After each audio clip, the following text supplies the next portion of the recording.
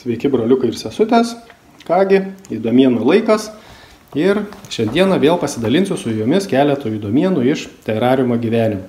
Nu ir pirma įdomiena, turbūt pati įdomiausia, tai kad Australijoje dabar atsirado nauja ministerija.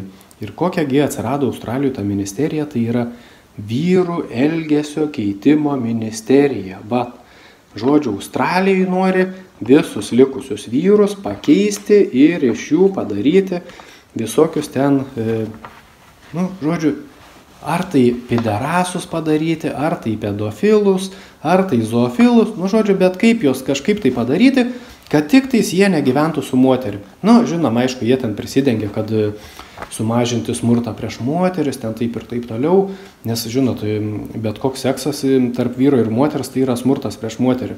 Nežinau, dėl ko net dar nenustatė, kad tai smurtas yra prieš vyrą, bet jau nustatė, kad viskas, jeigu jau yra seksas tarp vyrų ir moters, tai yra jau smurtas prieš moterį. Viskas, nes moteris yra, terariume šūdmokslininkai nustatė, kad yra silpnoji lytis, o jeigu jinai silpnoji, tai jinai negali turėti lygiaverčių santykių, sakykim taip. Tai viskas vadinasi, iš karto tai jau yra automatiškai priskiriamas smurtui ir kad išnaikinti tą smurtą, tai sukūrė Australijoje dabar vyrų elgesio keitimo ministerija. Dėl kogi apskritai yra puolama tam terariume vyrai, visur puolami yra.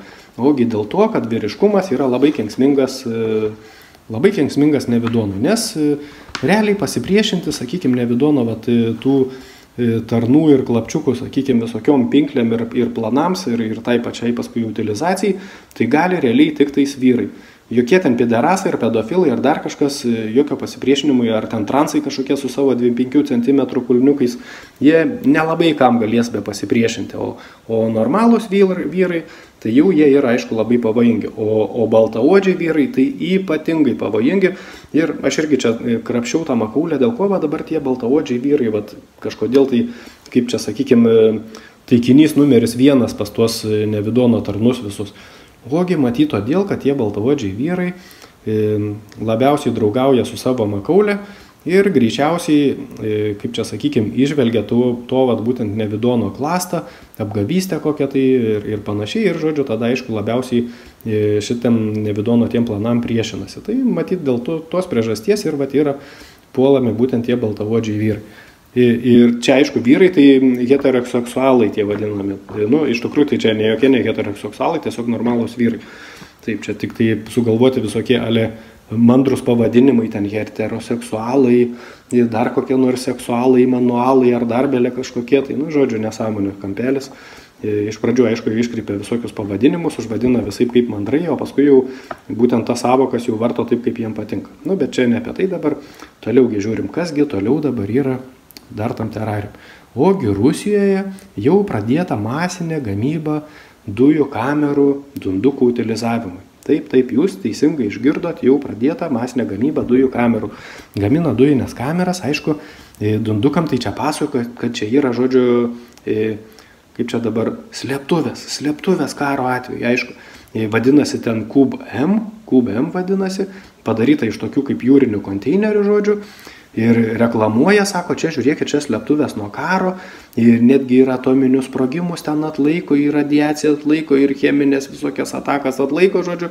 Tiesiog kaip kokia Nojaus arka, ten sakykime. Tiesiog įlindai į tą konteinerį, į tą mažą konteineriuką, žinot, kaip dabar nežinau, kaip būna tas, tiesiog ir jūrinis konteineris, 50 žmonių. Ir jie ten vadina, yra gyvenamieji konteineriai 50 žmonių. Ir 3 gyvenamosius konteinerius aptarnauja jau vienas tas techninis konteineris, kuriame ir yra, žodžiu, tai visi dujų balionai sudėti ir panašiai, žodžiu, ir jau, kai visi dundukai ten subėga, tada juos užrakina ir atsuka, aišku, kaip ir tas dujas, sakykime, ir jie ten užmiega amžinų miegų, kaip sakant. Tai va, tarp kitko, noriu dar priminti visiems, kad visokias įdomienas tai įdedu į Telegram grupę, galit pasižiūrėti ant daug visokiausių video ar sakykime, ar nuotraukų, ar panašiai, nes, čia kai kas ir buvo sakę, kad jau ir į mano tą snukį nusibodo žiūrėti, tai jeigu nusibodo žiūrėti, tai ateikit į Telegram grupę ir ten pasižiūrėsit jau ne į mano snukį, ten daugiau visokių snukių pridėta. Nežinau, turbūt tas, kuris sakė, kad jūs snukį, tai pats turbūt su snukiu vaikšto, pas mane tai yra nuostabus veidukas gražus, o joks ten nesnukis. Tai va, taip, toliau.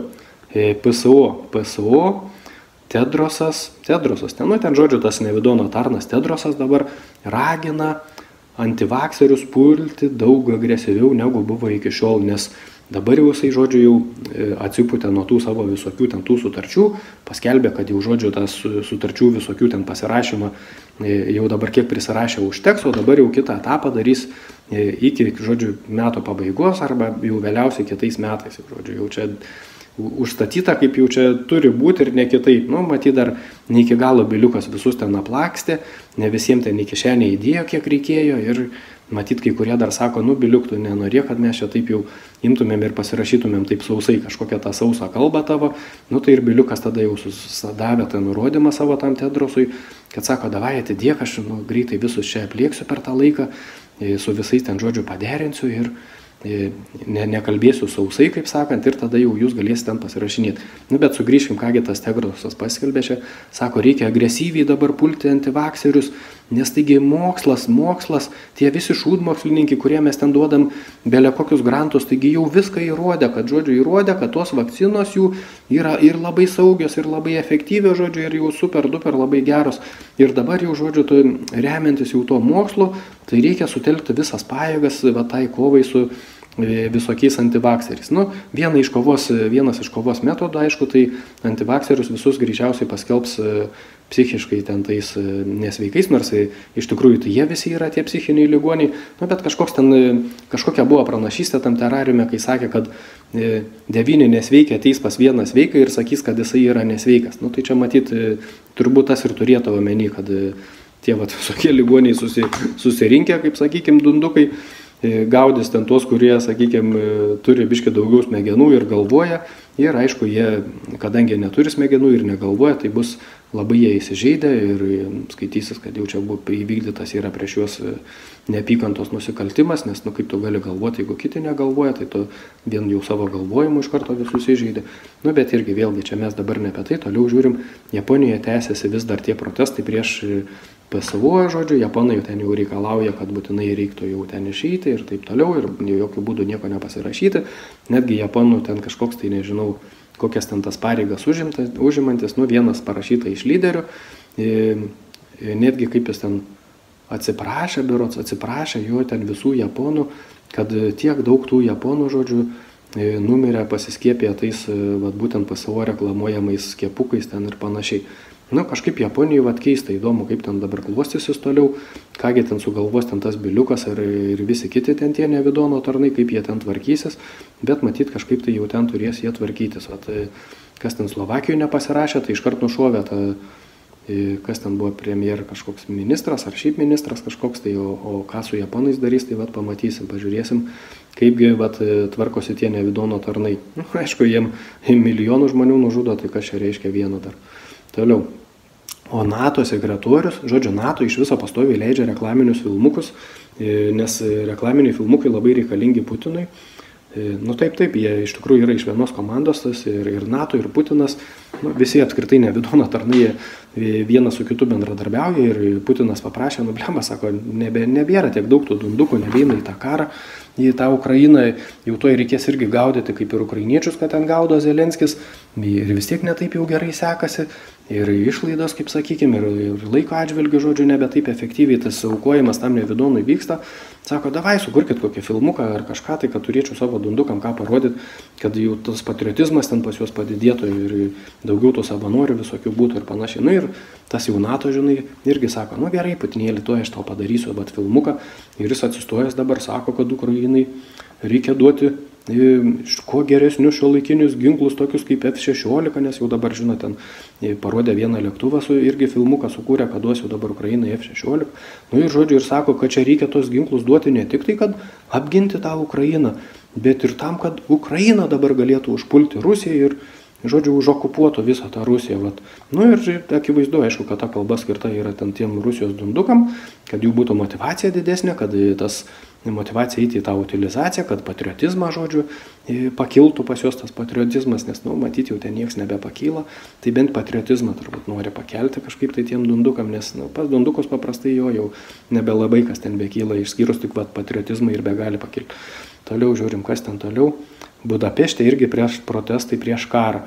Nu, vat irgi labai įdomus toks reiškinys yra tam terariume. Pavyzdžiui, nei vienoje toje administraciniai teritorijai žmonės nenori jokio karo. Nu, nei vienoje. Nei ten tie rusai nenorėjo karo ten su ukrainiečiais, nei ten žydai tie vadinami ten prieš tos palestiniečius. Nu, ten, aišku, čia net ne karai, bet, nu, taip bent jau jie vadinami, kad čia karai, ne. Tai nei vieni žmonės nenori, bet va tie va visi Nevidono tarnai, kurie sėdi ten, užgrobė ten tą valdžią, sakykim, tam terariume, tai jie tiesiog va, ima ir paskelbė savo ir net neklausė tų savo žmonių, ar jūs ten norit tą karą, ar nenorit. Ale jau jie ten demokratiškai išrinkti, bet tai netgi jeigu, tarkim, teoriškai, netgi jeigu jie ten demokratiškai išrinkti, tai ar nors vienas eidamas dabar į tą, sakykime, balotiruodamasis, ne, jau iškeldamas savo kandidatūrą, ar nors vienas jisai pasako, kad jo, jeigu mane išrinksit, aš paskelbsiu karą dabar, tarkim, nu, bet koks Putinas ar sakė, kad mane išrinksit, aš paskelbsiu karą Ukrainai. Nu, ne, paskelbsiu spec operaciją, nu, čia irgi toks žodžių žaismas, tik tais, ar ten bet kokį kitą, sakykime, nu, turbūt nei vienas iš karto žmogus už tokį nepalaikytų, nebalsuotų ir taip toliau. Nu, čia lygiai taip pat kaip su visokių mokesčių padidinimu. Kai įeina, tai nei vienas nesako, kad didinsim ten mokesčius, bloginsim jums gyvenimo sąlygas, visai kaip, žodžiu, juosim ant jūsų galvų, visai kaip tyčiosimės, nu, ir taip toliau, ir taip toliau. Visi sako, kad eina kažkaip tai viską pagerinti, žinot, kad padarys, kad bus gerai, žodžiu, pieno upės tekės, medus ten ant medžio augs, žodžiu, ar pinigai ir kas nors, žodžiu, bet kai jau papuola tenais, tai viskas apsiverčia aukštyn kojom, kaip visą laiką. Nu, bet vėl aš čia kažkur nukrypau, nesuprantu šiandien kažkokių lyrinių nukrypimų turbūt vakarienė. Taip, Vokietijos parlamentas irgi svarsto dabar, jie ten parlamente ten užsidarė, surinkti 900 000 karių iš rezervo į armiją reikia surinkti ir sako, kad reikia kuo greičiau tą armiją tokią surinkti kovai su Rusija. Nes va Putinas savo dundukus visai kaip jis ten patriotiškai, kaip sakykim, ten tą patriotizmą jų ten kelia, jau ruošia, žodžiu, ten karui su NATO, o mes, sako, vokiečiai tokie kaip atsilikę dabar gaunamės, tai davai ir surinkim. Vat labai įdomu tie vat visi, kurie ragina, tai jie patys save pirmiausiai galėtų susirinkti, ne? Susirinktų patys save, susirinktų savo visus vaikus, anūkus, ten senelius ir taip toliau, pasimtų kiekvienas ten tas šakės į rankas ir papysdėlį, kaip sakant, į tą karą. Tai vat ir kariautų. Tai iš vis turėtų tai būti. Kas už karą, tai tas pirmas ir tegul eina į tą karą. Arba tas, kuris paskelbė, tai pirmoji eilėj turėtų stovėti vat kare. Tai iš karto tam terariumui nebeliktų nei vieno karo. Nu, bet vėlgi čia ne apie tai. Toliau žiūrim, kasgi čia toliau dar įvyko tam terariume. Ogi Vokietijoje sumažino atsakomybę už vaikų pornografiją. Buvo ten kažkaip pas juos laikomas sunkus nusikaltimas, o dabar jau, žodžiu, tik tais pasidarė nusižengimas. Nu ir aišku, visi ten yra kažkokios pedofilų, pasirodo jau organizacijos didžiulės pasaulinės ir jie ten švenčia visaip kaip čia dabar, kiek daug pedofilų dabar išleis iš kalėjimų, nes vat, jiem buvo sumažintos ten bausmės ir taip toliau. Nu, čia kitaip nepavadinsi, kaip kad ranką plauna. Tai kadangi ir to Nevidono tarnai didžioji dalis iš jų yra visokie ten pedofilai ar kažkokie kitokie ten iškrypėliai, gal ten ir zoofilai, ir nekrofilai, nu kas ten jau žino, sakykim, neįlysi ten kaip į tas kelnes ir nepatikrinsi, bet esmė, kad jie iškrypėliai, tai čia jau turbūt nėra niekam abejonių ir aišku, jie vat visaip kaip bando tokius panašius kaip į save išteisinti visaip, išleisti ir sugadinti tą žmonių, kaip sakykim, moralę galutinai. Toliau, kas čia toliau dar įvyko? Ai, dar Melinda Gates yra ten toks transas, žodžiu, kuris apsimeta ten Bilo Gateso ale žmona, nu iš tikrųjų tai ten jokia ten ne žmona, o ten yra tiesiog vyras, nežinau, ar jis ten nusipjovęs ten tuos savo jau kiaušinius, ar tiesiog pasislėpęs po triusigiais savo papusų hormonai susiauginęs, tai sunku čia pasakyti, aišku, bet jau kad ten nebuvo, tai jau kiekvienas terariume žino, tai nežinau kaip pas mus planetoj Žemėje, tai turbūt, aišku, tai ten normali moteris, bet terariume, kadangi toks iškrypęs ten pasaulis, tai ten jau žodžiu transas. Nu ir paaukojo tas Melinda Gatesas, paaukojo $1 000 abortų propagandai per savo tam tikslui ir įsteigtą fondą, kažkoks tai Pivotal Ventures vadinasi.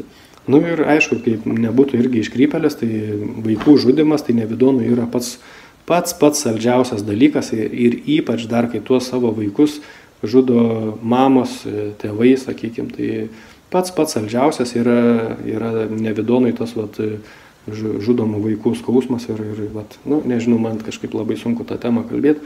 Turbūt ir užbaigsiu šį kartą, tai iki kito karto.